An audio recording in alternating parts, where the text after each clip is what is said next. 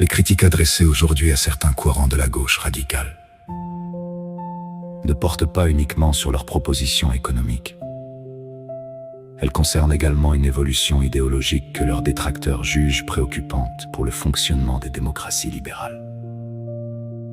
Selon ces critiques, certaines tendances contemporaines accorderaient une place croissante à l'intervention de l'État, à la multiplication des réglementations et à une vision de la société où les libertés individuelles seraient davantage subordonnées à des objectifs collectifs.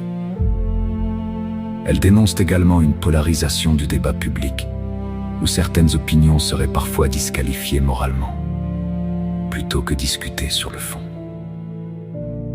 D'autres observateurs évoquent le développement d'une culture de la censure sociale, de pression sur la liberté d'expression, d'une forte politisation des institutions ou encore d'une tendance à interpréter de nombreux sujets exclusivement à travers des grilles de lecture idéologiques.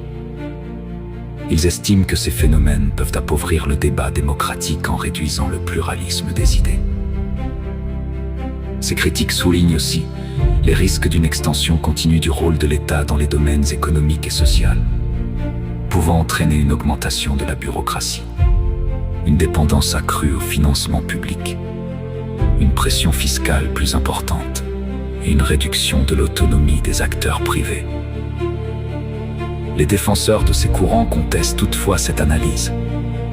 Ils soutiennent que leur politique vise principalement à réduire les inégalités, lutter contre les discriminations et renforcer la protection sociale, dans le respect des institutions démocratiques.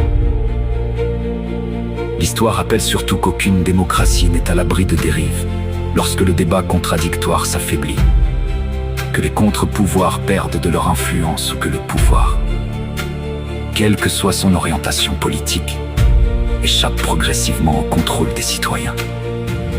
La vigilance démocratique ne consiste pas à craindre une idéologie en particulier, mais à préserver les principes fondamentaux qui garantissent la liberté. Pluralisme, liberté d'expression, état de droit, séparation des pouvoirs et responsabilité des gouvernants.